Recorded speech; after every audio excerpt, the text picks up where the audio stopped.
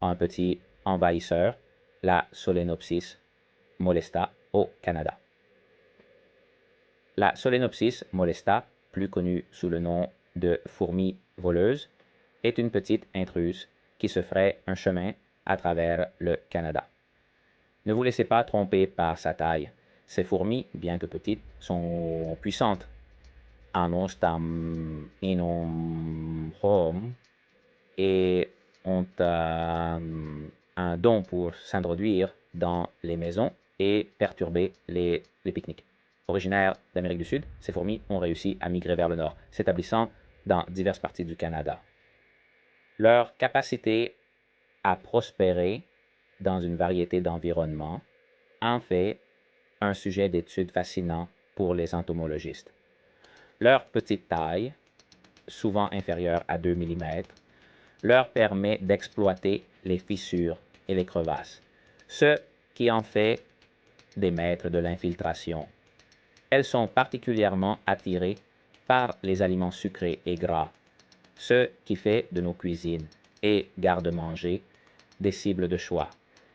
Bien que leur présence puisse être une nuisance, comprendre leur biologie et leur comportement peut nous aider à mieux gérer et coexister avec ces minuscules envahisseurs.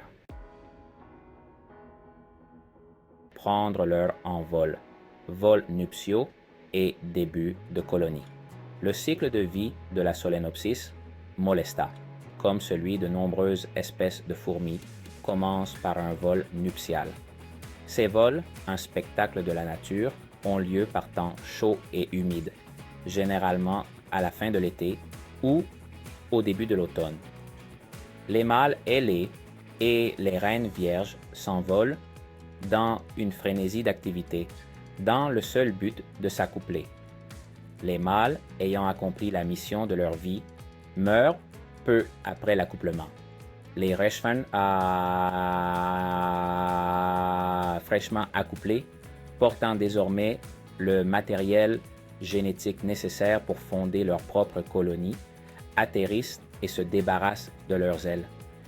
Elles recherchent ensuite un endroit approprié pour nidifier et commence la tâche ardue d'établir une nouvelle colonie. Le nid parfait, température, humidité et reine claustrale. Pour une reine Solenopsis molesta, trouver l'endroit idéal pour nidifier est crucial pour la survie de sa colonie.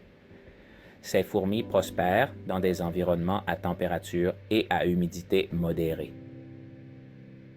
Dans la nature, elles construisent leur nid sous les rochers, dans les rondins en décomposition ou même à l'intérieur des murs de nos maisons, toujours à la recherche d'un environnement stable. En captivité, maintenir une température entre 25 et 28 degrés Celsius, soit 77 et 82 degrés Fahrenheit, et des niveaux d'humidité autour de 50 à 60% est idéal pour la croissance de la colonie.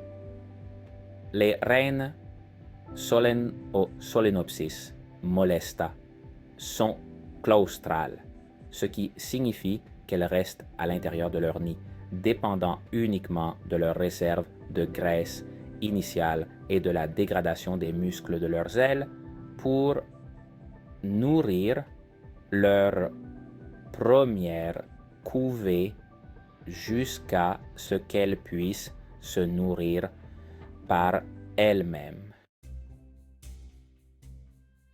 La Solenopsis molesta du Nord, communément appelée fourmi voleuse, est assez petite, mesurant environ 1 à 2 mm de long. Cette petite fourmi est typiquement de couleur jaunâtre à brun clair. Elles ont la particularité d'être très agiles et rapides, ce qui leur permet de voler la nourriture d'autres colonies de fourmis, d'où leur nom de fourmis voleuses.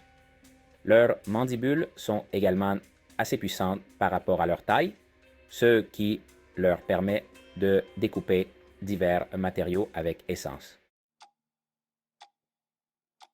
La Solenopsis molesta du Nord réside généralement dans une variété d'habitats, des zones urbaines aux forêts. Elles aiment particulièrement nicher dans le sol, sous les rochers ou dans le bois en décomposition. Pendant les mois les plus froids, ces fourmis entrent dans un état d'hibernation pour conserver leur énergie. Elles réduisent leur métabolisme et restent inactives jusqu'à ce que les températures remontent au printemps. Cette période d'hibernation est cruciale pour leur survie dans les climats rigoureux du Nord.